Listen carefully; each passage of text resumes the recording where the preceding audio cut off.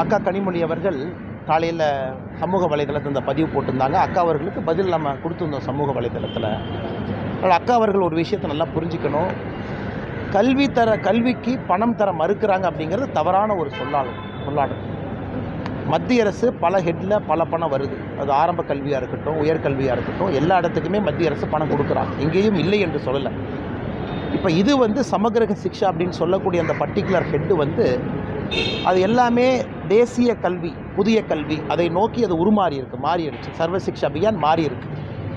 So இவ்வளவு பேசக்கூடிய அக்கா கனிமொழி அவர்கள் எதற்காக போன ஆண்டு 2024 தமிழக அரசு PM ஸ்ரீ பள்ளிக்கூடத்தை நாங்கள் ஏற்றுக்கிறோன்னு எதற்காக சொன்னாங்க? அதற்கு அக்கா பதில் சொல்ல மாட்டாங்களே. எங்கேயும் கல்விக்கு பணம் இல்லைன்னு யாரும் சொல்லலைங்க. சமகிரக சிக்ஷா ஃபண்டு எதற்கு பயன்படுத்தணுமோ அதற்கு தான் எல்லா மாநிலமே பயன்படுத்த முடியும். தமிழகம் புதுசாக ஒன்று கண்டுபிடிக்க முடியாது.